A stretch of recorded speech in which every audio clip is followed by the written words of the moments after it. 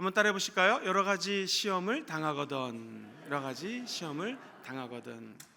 20대 청년이 있었습니다.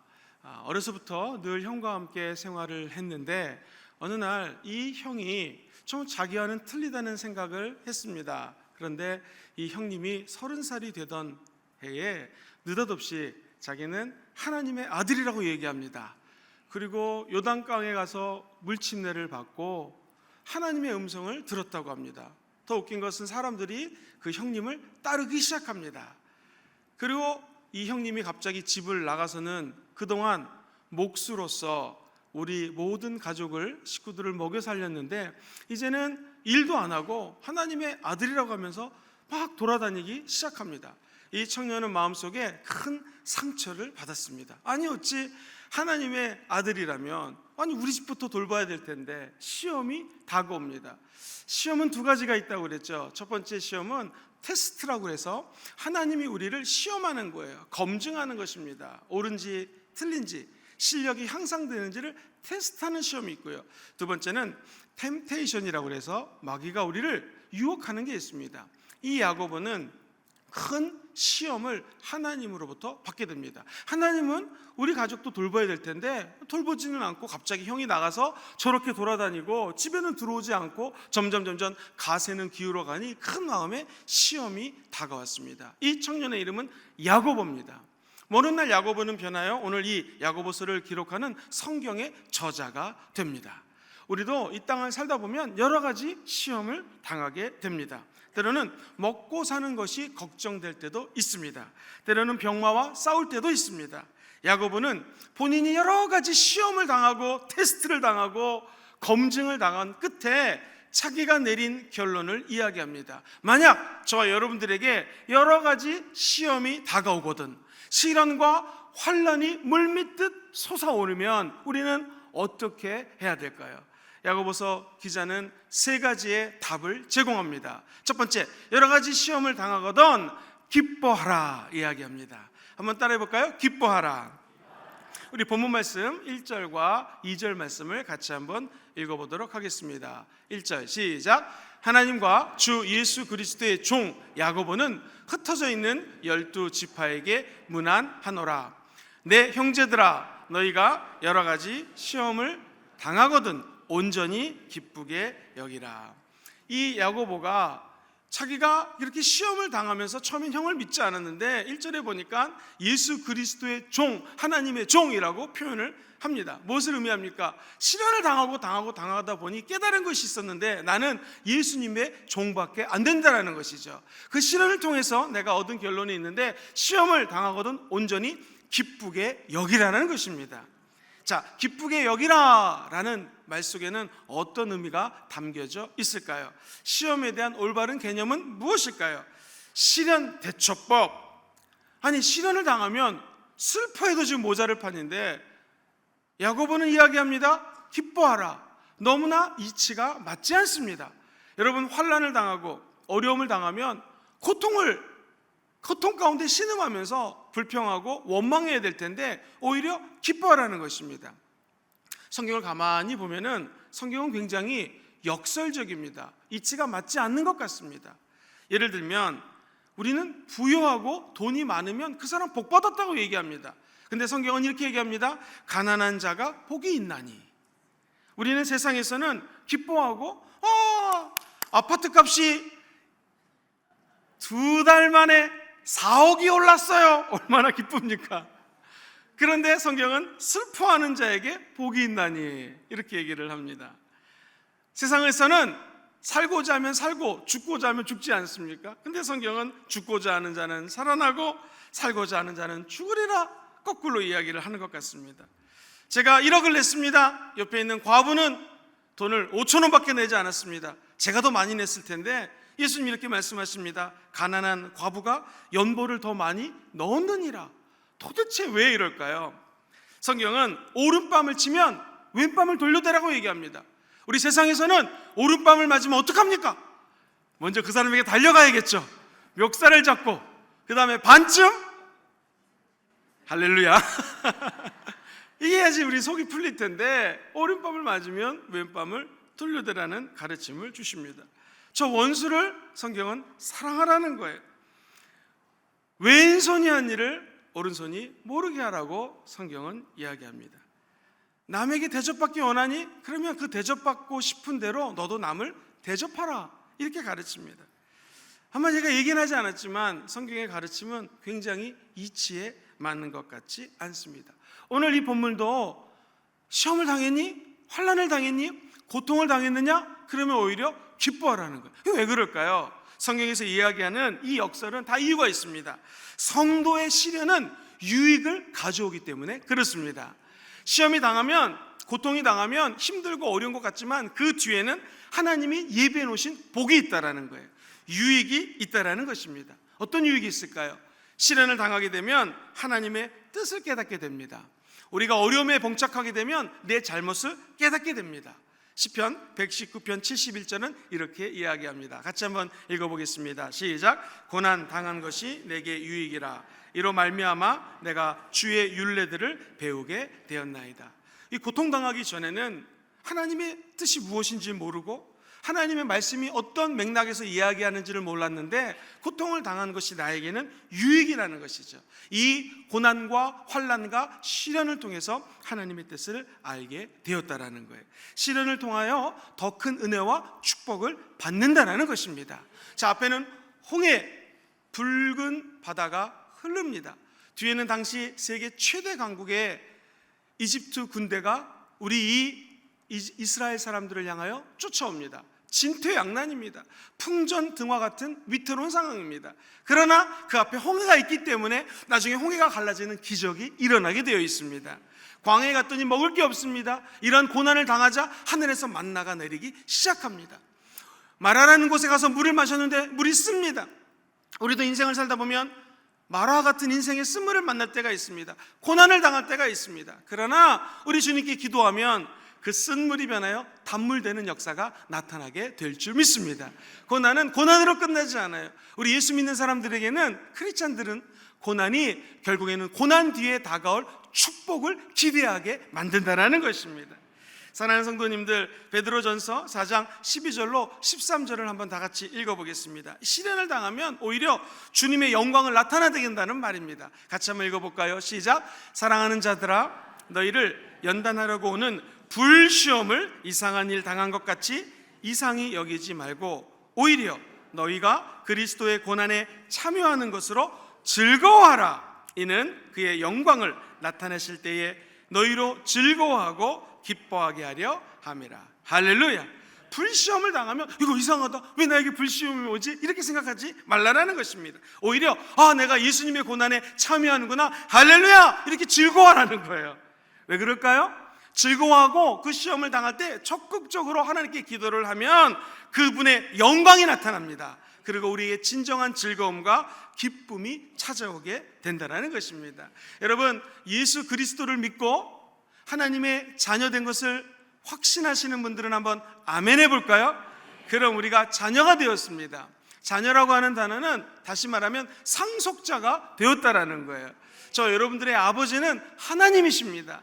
육신의 아버지 있지만 육신의 아버지도 아버지죠. 그러나 영적인 아버지가 있는데 그분이 우리의 하나님 아버지인 줄 믿습니다. 그렇게 되었다면 저 여러분들은 상속자가 되었다라는 거예요. 이 말씀을 이해하기 위해서는 2000년 전으로 샥 한번 돌아갈 필요가 있습니다. 성경에서 쓰였던 상속자라고 하는 것은 그냥 의미가 그냥 상속을 받는 사람이겠지, 돈 받는 사람이겠지, 이런 의미가 아닙니다. 1세기 때는 상속을 할 때는 여러 가지 깊은 의미가 담겨져 있어요. 만약에 제가 앞에 있는 집사님을 상속자로 만듭니다. 이 말은 어떤 의미를 갖고 있는가? 자, 많은 종들이 있습니다. 그 종들 가운데 한 사람을 택해서 상속자를 하기로 결심을 합니다. 그 이유는 다음과 같습니다. 저 아버지는 너무나 돈이 많아요. 셀 수 없이 물질이 많아요. 그런데 안타깝게도 저에게는 남겨줄, 이 유산을 줄 아들이 없습니다.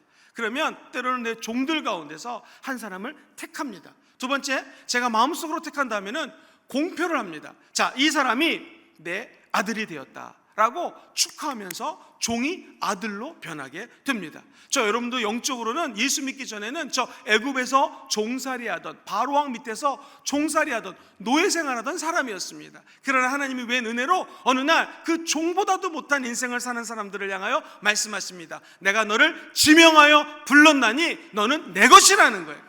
하나님의 자녀로 삼아주셨다라는 거예요. 왜? 하나님이 세상을 이처럼 사랑하사, 하나님이 여러분을 이처럼 사랑하사 독생성자 예수님을 보내주시고 우리를 자녀 삼아 주신 줄 믿습니다. 그리고 공식적으로 교회에 나와서 하나님, 나는 죄인입니다, 내가 말씀을 듣다 보니, 예배를 드리다 보니 죄인인 것을 깨닫습니다 하면서 하나님 아버지를 공식적으로 내 마음에 모셔드립니다. 그 순간에 여러분들은 하나님의 자녀가 된 줄 믿습니다. 육신의 아비도 수없이 많은 재산이 있으면 그것을 내 자녀에게 주는데, 하늘 아버지께서는 천지를 만드신 창조자이십니다.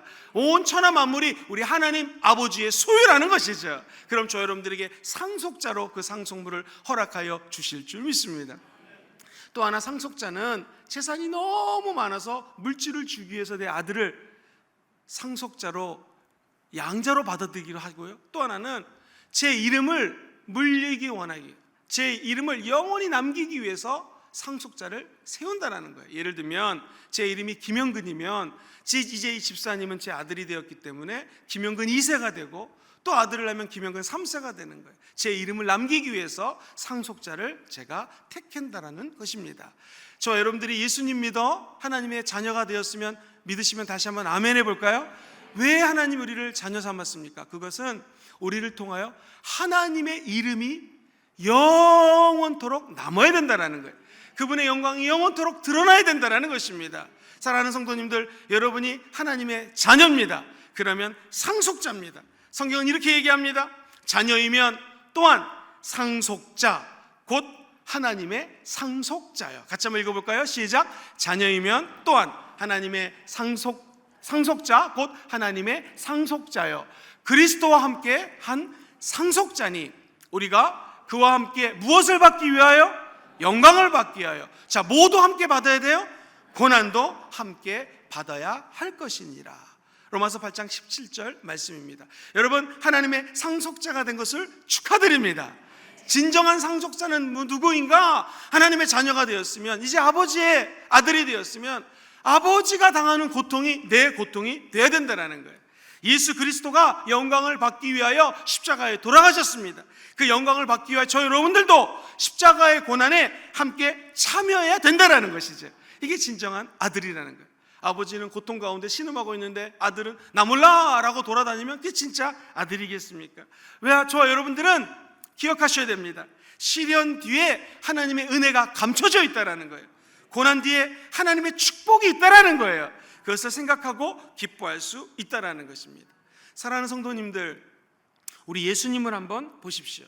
예수님은 그 십자가의 고난을 어떻게 참으셨을까요? 그 눈물 나는 고통을 어떻게 극복할 수 있었을까요? 그것은 그 십자가 앞에 다른 즐거움이 있다는 거예요. 그것을 바라보시고 십자가의 고난을 인내하셨다는 것입니다. 히브리서 12장 2절 말씀을 같이 한번 읽어보도록 하겠습니다. 시작. 믿음의 주여 또 온전하게 하시는 이인 예수를 바라보자. 그는 그 앞에 있는 기쁨을 위하여 십자가를 참으사. 할렐루야. 예수님은 십자가를 참을 수 있었던 일이 무엇인가? 그 앞에 있는 즐거움이 있었다라는 거예요. 그래서 십자가에 죽는 그 부끄러움을 개의치 않고 십자가에서 못 박혀 돌아가시고 죽으신 뒤 3일 만에 부활하셨다는 사실입니다. 그리고 지금은 하나님 보좌 우편에서 저와 여러분들을 위하여 기도하고 있다라는 거예요. 예수님은 죽으실 뿐만 아니라 다시 살아나셨습니다. 그리고 보좌 우편에 앉아서서 저와 여러분들을 위해서 기도하시는 좋으신 분이 예수님인 줄 믿습니다. 예수님이 어떻게 그 고난을, 그 극악한 어려움을 극복할 수 있었을까요? 그것은 십자가 뒤에는 하나님이 예비해 놓은 즐거움이 있다라는 것입니다. 우리도 시련을 당하고 고난을 당하면 기뻐할 수 있습니다. 왜냐하면 그 고난 뒤에 감춰진 하나님의 즐거움이 예비되었기 때문에 그렇습니다. 여러분, 하나님을 사랑하십니까? 그렇다면 여러분들은 하나님의 뜻대로 부르심을 입은 분들이십니다. 이제 제가 예수 이름으로 선포합니다. 모든 것들이 합력하여 선을 이룰 지어다. 하나님을 사랑하는 자, 곧 그의 뜻대로 부르심을 입은 자들에게는 하나님이 어떻게 하신다고요? 모든 것이 합력하여 선을 이루는 복을 허락하여 주십니다. 우리가 환난 중에도 즐거워하는 이유는 환난은 인내를, 인내는 연단을, 연단은 소망의 기쁨을 예비하신 하나님의 뜻이 있기 때문입니다. 어떠한 고난 가운데도 오히려 즐거워하기로 마음을 먹게 되기를 주의 이름으로 축원드립니다. 연말입니다. 각종 어려움들이 많이 다가옵니다. 청구서가 다가올 수도 있고, 술자리가 다가올 수도 있고, 각양각색의 시험들이 우리 성도님들에게 다가올 수 있는 시기입니다. 그러나 성도님들, 예수님을 바라보시면서 이 시험을 잘 극복하시게 되기를 주의 이름으로 축원합니다. 이 12월 달은 정말 많은 시험이 다가오기도 하지만 우리에게는 즐거움 있고 기쁨일 수 있는 이유가 있습니다. 그것은 성탄절이 있기 때문에 그렇습니다. 예수님이 곧 태어나시고 이 땅에 오셨습니다. 아기 예수를 바라볼 때 우리는 진정한 기쁨으로 12월을 맞이하게 될 줄 믿습니다. 여러분, 누가복음 2장 10절과 11절에 보면 이런 말씀이 나옵니다. 다 같이 한번 읽어보겠습니다. 시작. 천사가 이르되 무서워하지 말아라. 보라, 내가 온 백성에게 미칠 큰 기쁨의 좋은 소식을 너에게 전하노라. 여러분, 큰 기쁨의 좋은 소식이 무엇입니까? 그 다음 계속 읽어보죠. 시작. 오늘 다윗의 동네에게 너희를 위하여 구주가 나셨으니 곧 그리스도 주시니라. 할렐루야. 천사들이 목자들에게 나타나서 이야기한 것은 기쁨의 소식입니다. 굿 뉴스입니다. 즐거움의 소식입니다. 그것은 하늘 영광 버리고 하나님의 아들 예수님이 이 땅에 오셨다라는 것입니다. 왜 오셨습니까? 저 여러분들의 죄를 사하기 위해서 오셨습니다. 구원을 베푸시기 위해서 예수님이 오셨습니다.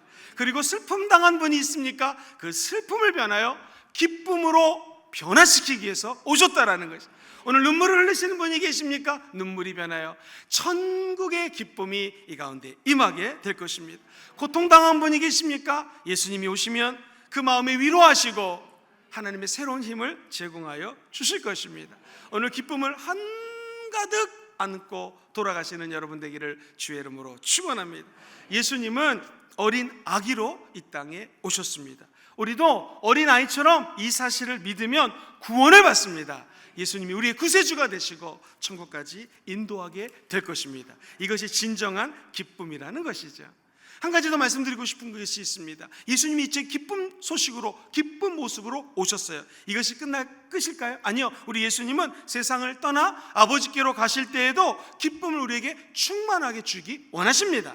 요한복음 17장 13절에 이런 말씀이 기록되어 있습니다. 한번 더 읽어보시죠. 시작. 지금 내가 아버지께로 가오니 내가 세상에서 이 말을 하옵는 것은 그들로 내 기쁨을 그들 안에 충만히 가지려 하게 하려 함이니라. 여러분, 예수님은 이 땅에 기쁨을 주기에 오셨습니다. 승천하신 목적도 기쁨을 주기에 오셨습니다. 성령이 강림하신 이유도 저 여러분들에게 기쁨을 주기 위함입니다. 오늘 그 성탄절을 예비하는 주에 저 여러분들이 그 기쁨으로 말미암아 어떤 고난도 승리하시는 축복을 받아 누리게 되기를 주의 이름으로 축원합니다. 똑같은 상황이 닥쳐도 어떤 사람은 웃습니다.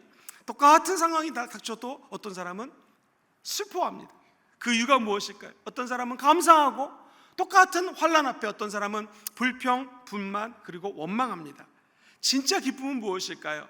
저 여러분들의 영이 기뻐야지 진짜 기쁨입니다.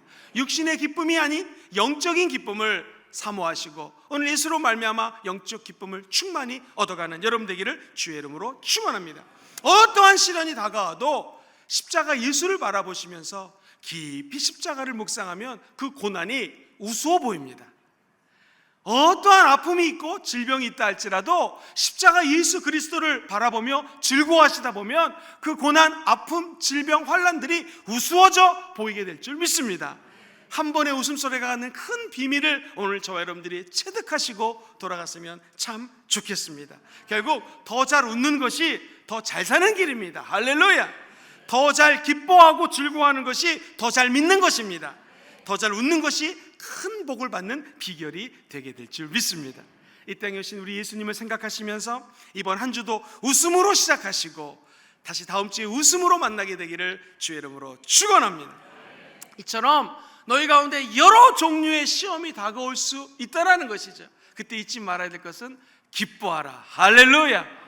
천국 갈 때까지 기뻐하는 여러분 되기를 주의 이름으로 축원합니다. 두 번째, 여러 가지 시험을 당하거든 한번 따라해 보실까요? 인내하라. 성경은 인내하라고 말씀하십니다. 우리 3절과 4절 말씀을 다 같이 합독하시겠습니다. 시작. 이는 너희의 믿음의 시련이 인내를 온전히 이루라. 이는 너희로 온전하고 구비하여 조금도 부족함이 없게 하려 함이라. 할렐루야. 이 시련을 빠져나오려고 몸부림을 치면 더 어려움에 봉착할 수가 있습니다. 그냥 그곳에서 참고 인내하다 보면 하나님의 영광이 깃든다라는 것입니다. 어떤 여인이 누에고치를 이렇게 가만히 봤대요. 그랬더니 누에고치가 막 빠져나오려고 안간힘을 쓰더라는 것입니다. 이 좀만 더 힘을 쓰면 나비가 되거든요. 그래서 누에고치에서 나오는 이 나비를 갖다가 나비 만들어 주려고 이 여인이 너무나 불쌍해서 살짝 누에고치를 과일을 가지고 잘라줬대요. 그랬더니 나비가 너무나 쉽게 뿅 하고 튀어나왔습니다. 근데 나비가 몇 바퀴를 돌더니 그냥 이 쉽게 나온 나비는 그냥 땅으로 떨어지더라는 것입니다. 옆에 있는 누에고치를 봤습니다. 역시 다른 나비가 낑낑거리면서 나비가 되려고 애를 썼습니다. 이번에 가만히 지켜봤습니다. 시간이 지르고 고통이 지나고 인내하고 난 다음에 이 나비가 나왔는데 창공을 활활 날아다니는 아름다운 나비로 거듭났다라는 것이죠.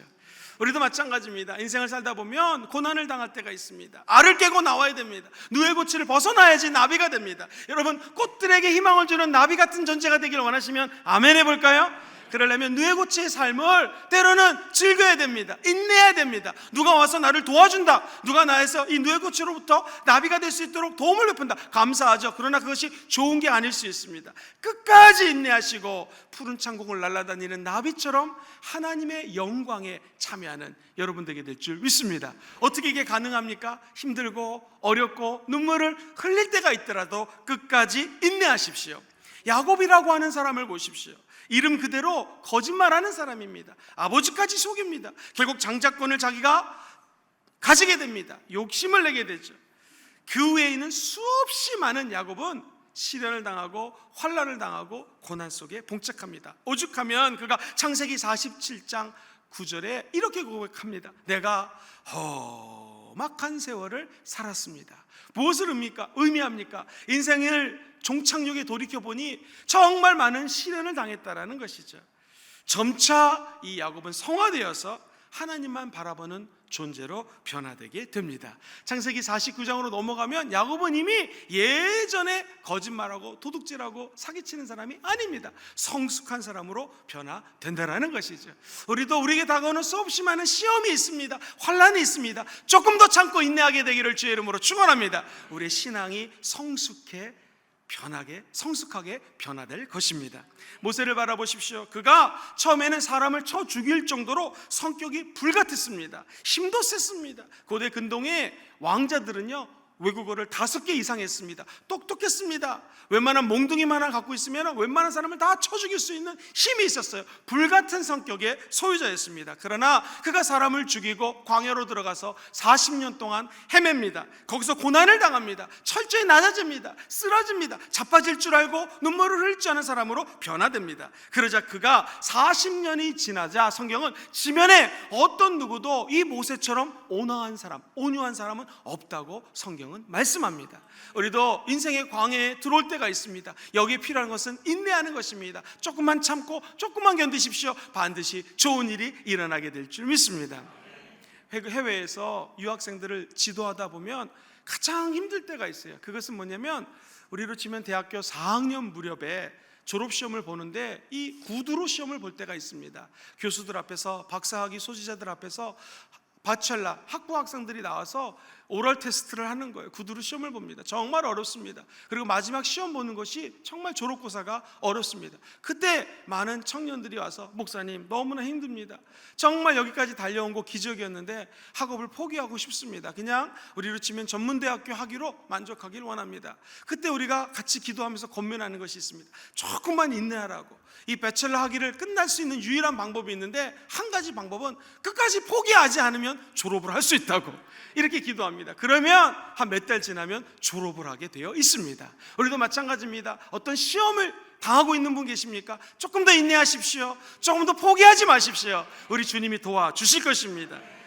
성경에 보면 모세나 야곱같이 이렇게 고난당한 사람들이 변화되는 장면들이 목격됩니다. 두 사람뿐만이 아닙니다. 모든 사람들은 공통적인 것이 있어요. 그것은 시험을 당할 때 인내해야 된다는 거예요. 성경은 이렇게 얘기합니다. 도가니는 은을, 풀무는 금을 연단하거니와 야훼는 마음을 연단하시느니라. 시험을 통해서 우리는 땅의 백성으로부터 하늘의 백성으로 변화된다는 것입니다. 우리의 마음이 연단되고 시험을 당하게 되면, 불시험 같은 것을 당하게 되면 이제 이 땅의 소망을 바라보는 것이 아니라 하늘의 소망을 바라보고 살아간다는 것입니다. 시험을 당하게 되면 인내를 통하여 이 땅에서 오는 축복을 바라보지 않고 하나님이 주시는 축복을 바라보게 되는 역사가 나타나게 될 줄 믿습니다. 시험 당하면 고통스럽지만 그 뒤에는 하나님의 따뜻한 손길이 감추어져 있습니다. 저 여러분들은 끝까지 영광스러운 변화될 저와 여러분들의 모습을 바라보면서 현재의 고난을 인내하시게 되기를 주의 이름으로 축원합니다. 세상 사람들은 향락만을 쫓아갑니다. 그리고 고난과 환난을 무가치한 거로 여깁니다. 그러나 저 여러분들은 그렇지 않습니다. 연단을 당하면 지속적으로 우리의 죄가 씻겨져 나가는 것을 바라보게 됩니다.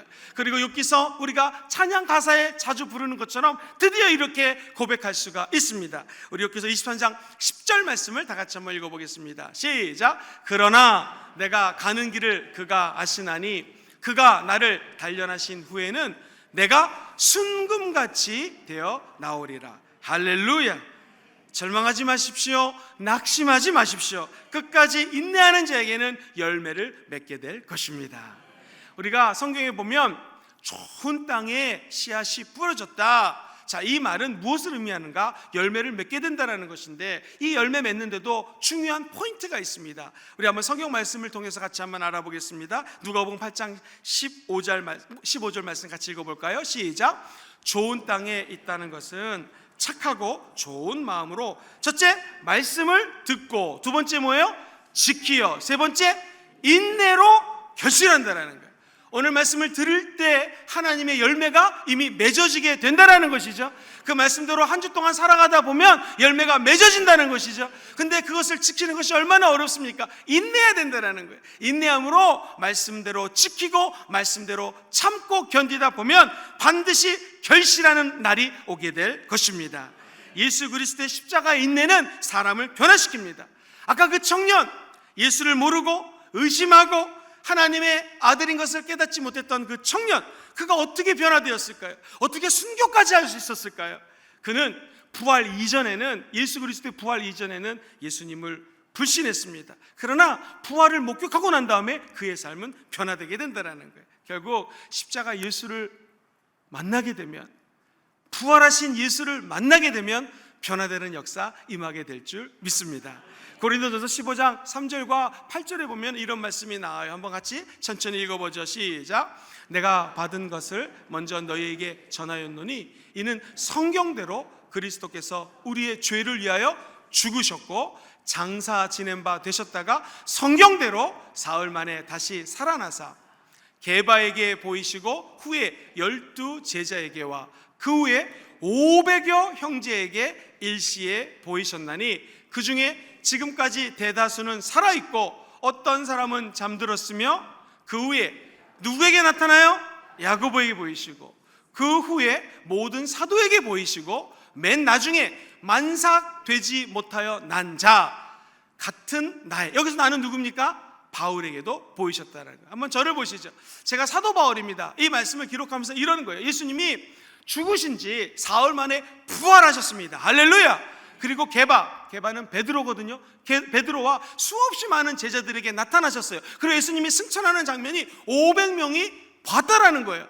그러고 난 다음에 야고보라고 하는 예수 그리스도의 동생에게도 보이셨다라는 거예요. 야고보는 그 전까지 예수님을 무시했습니다. 예수님을 어떤 면에서 경멸했어요. 그러나 부활하신 예수를 바라보자 결국 사도가 되고 하나님의 아들의 종이 되고 예수 그리스도를 따르는 제자가 되었다라는 것입니다. 오늘 저와 여러분들이 참고 인내할 수 있는 유일한 근거는 무엇입니까? 죽음에서 부활하신 예수님을 바라보십시오. 거기에 소망이 있습니다. 부활하신 예수님은 어떠한 고난에 봉착해 있는 여러분의 삶도 기쁨으로 변화시켜 주실 것입니다. 승리로 역사하여 주실 것입니다. 이 야고보라고 하는 청년은 나중에 부활 때 예수를 믿습니다. 그리고 예루살렘 교회의 큰 기둥이 되었습니다. 할렐루야! 오늘 부활하신 예수님을 만나 우리 순복음 금정교회의 큰 기둥들이 되기를 주의 이름으로 축원합니다. 사도행전 15장 13절에 보면 이 야고보는 예루살렘 공회의 회장이 되었습니다. 기독교를 대표하는 단체 회장님이 되신 것입니다. 그리고 야고보서를 기록하는 성경의 저술가가 되었습니다. 여러분, 이 야고보가 나중에 순교했습니다. 전승에 의하면 주 62년에 돌에 맞아 순교했다고 적혀져 있습니다. 그 당시 2000년 전에는 아주 악한 사람들을 죽일 때는 그냥 돌 던져서 죽이지 않았습니다. 왜냐하면 돌에 맞으면 아프기 때문에 도망갈 수가 있어요. 자, 이렇게 땅을 파고 가슴까지 묻습니다. 그리고 돌을 던집니다. 그러면 머리가 터져서 고난 가운데 죽게 된다는 거죠. 야고보는 이렇게 순교했다고 합니다. 또 다른 전승에 의하면 야고보가 69년도에 유대 관리들에 의해서 순교당했다고 기록되어 있습니다. 사랑하는 성도님들, 진정한 성도로 하나님의 자녀로 살기 원하시는 분들은 아멘 해볼까요? 어떠한 어려움이 있어도 조금 더 인내하십시오. 각양각색의 환난이 다가오고 시험이 다가온다 할지라도 조금 더 참으시게 되기를 주의 이름으로 축원합니다. 그러면 왕이신 하나님께서 저와 여러분들을 돌봐주시고 여러분들을 통하여 하나님의 은총을 허락하여 주실 것입니다. 곧 부활의 열매를 맺게 될 것입니다. 이제 마지막 세 번째로 환난이 다가오면 어떻게 될까요? 지혜를 구하라. 같이 한번 해볼까요? 지혜를 구하라. 우리 본문 말씀 1장 5절 말씀을 같이 한번 읽어보겠습니다. 시작. 너희 중에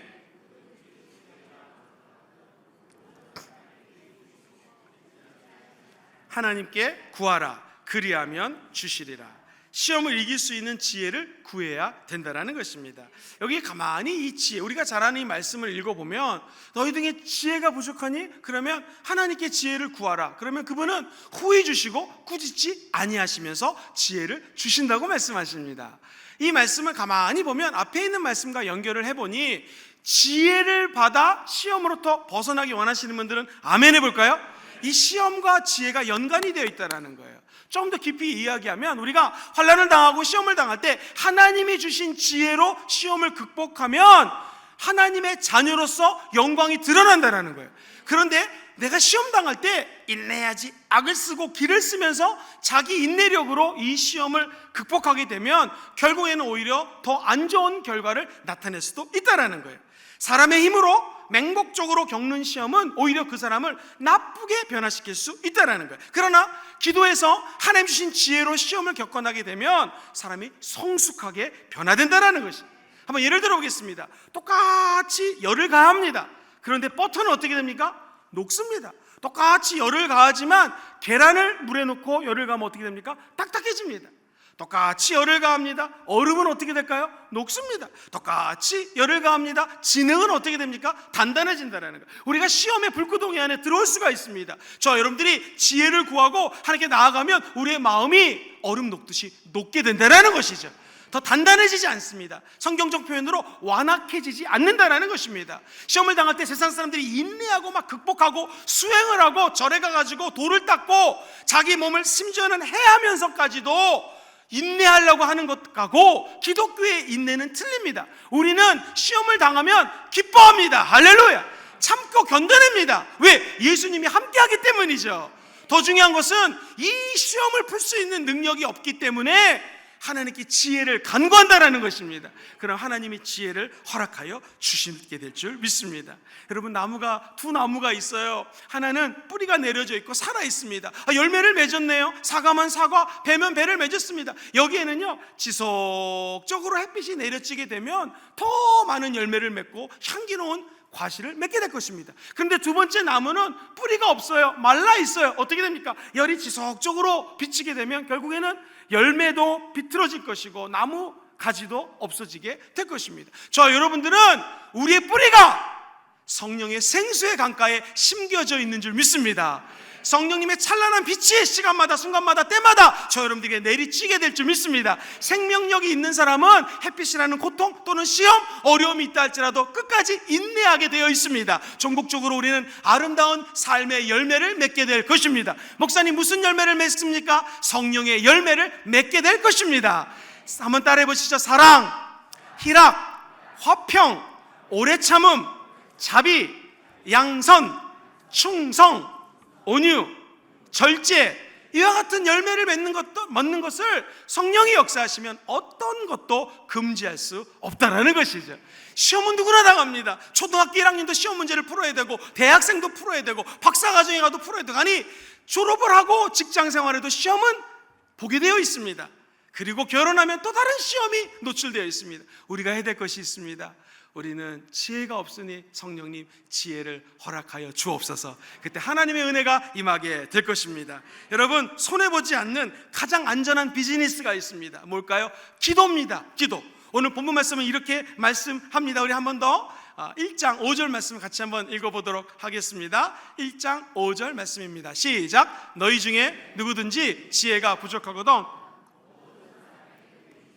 꾸짖지 아니하시는 하나님께 구하라. 그리하면 주시리라. 할렐루야. 하나님은 후히 주세요. 꾸짖지 않습니다. 여러분, 세상 사람들은 누군가가 나에게 와서 무엇을 구하면 그 사람들의 신용도를 먼저 체크합니다. 은행에 가보세요. 돈을 빌리기 원합니다. 신용도를 조사합니다. 그리고 되돌려 받을 것을 계산합니다. 그리고 될 수 있으면 조금 줍니다. 근데 하나님은 그렇지 않아요. 여러분들이 간구하면 간구하는 만큼 지혜를 허락하여 주실 것입니다. 어떻게 주십니까? 후히 주시고 누르고 흔들어 넘치도록 허락하여 주실 것입니다. 그 은혜가 여러분과 함께 하기를 주의 이름으로 축원드립니다. 그런데 목사님, 기도할 때 좀 조심할 것이 있나요? 3가지만 조심하면 됩니다. 첫 번째, 두 마음을 품거나 욕심으로 기도하시면 주님 응답하지 않습니다. 여러분과 제가 기도할 때 욕심내지 않고 하나님의 뜻대로 구하게 되기를 주의 이름으로 축원합니다. 두 마음 품지 마시고 예수님만 바라보시고 기도하십시오. 두 번째, 교만과 외식으로 기도하는 거 주님 받지 않습니다. 겸손하게 기도하시고 중언부언하지 마시고 오직 하나님만 바라보시고 지혜를 구하면 지혜를 허락하여 줄 것입니다. 세 번째, 거룩한 삶이 따르지 않는 입술만의 기도를 주님 듣지 않습니다. 오늘 이 말씀 들으시고 한 주 동안 열심히 싸우시고 승리하셔서 입술의 기도가 아닌 몸으로 하는 기도를 드리시고 다시 만나게 되기를 주의 이름으로 축원합니다. 솔로몬은 주여 백성들이 너무 많습니다. 지혜 주세요. 그랬더니 주님이 지혜만 준 것이 아니라 건강도 주시고 장수도 주시고 부요의 축복을 허락하여 주셨습니다. 누르고 흔들어 넘치는 축복이죠. 여러분, 시내산에서 40일 금식한 사람이 있습니다. 모세입니다. 백성들을 위해서 기도했는데 백성들에서 응답받았습니다. 할렐루야. 뿐만 아니라 그의 얼굴에 광채가 나는 또 다른 축복을 받아 누리게 된다는 것입니다. 에스더를 보십시오. 내 민족 좀 구원해 주세요. 기도했습니다. 그의 기도는 이기적인 기도가 아니었죠. 다른 사람들을 위한 기도입니다. 몸으로 증명한 기도였습니다. 그러자 그 당시에 아에스로의 왕으로부터 사랑을 받는 역사가 임하게 됩니다. 다니엘을 보십시오. 이스라엘 백성들을 위해서 회개 기도합니다. 응답 받았습니다. 이거로 끝이지 않습니다. 평생 여한이 없는 축복, 남는 날까지 안전하게 사는 약속을 보장받게 된다는 것이죠. 우리도 마찬가지입니다. 고난과 시험을 당하면 끝까지 기뻐하십시오. 두 번째, 인내하십시오. 세 번째, 지혜를 간구하는 여러분 되기를 주의 이름으로 축원합니다. 우리 마지막으로 말씀 하나를 같이 읽고 기도하는 시간을 갖도록 하겠습니다. 고린도후서 1장 9절 말씀입니다. 우리가 때로는 사형 선고를 받은 것 같은 그런 어려움에 처할 수 있습니다. 성경은 이렇게 권면합니다. 같이 한번 읽어보시죠. 시작. 우리는 우리 자신이 사형 선고를 받은 줄 알았으니 이는 우리로 자기를 의지하지 말고 오직 죽은 자를 다시 살리시는 하나님만 의지하게 하려 하심이라. 할렐루야. 저 여러분들이 오직 하나님만 의지하시고 하나님을 기뻐하시고 그 하나님 앞에 나아가 승리하는 여러분 되기를 주의 이름으로 축원합니다. 같이 말씀을 외치고 우리 기도하는 시간을 가져보겠습니다. 여러 가지 시험을 당하거든 제가 이렇게 하면 여러분들은 기뻐하라. 두 번째는 뭐였습니까? 인내하라. 세 번째는 지혜를 구하라 외치시면 됩니다. 자, 첫 번째, 여러분이 다양한 시험에 노출됐다면 기뻐하라. 어려움과 환난과 고난이 우리 인생에 점철된다면 인내하라. 어떤 사람이 여러분을 갖다가 힘들게 하고 어렵게 하고 아주 얄밉게 한다면 지혜를 구하라. 하나님이 역사하사 승리의 면류관이 여러분들에게 씌워지게 될 줄 믿습니다. 할렐루야.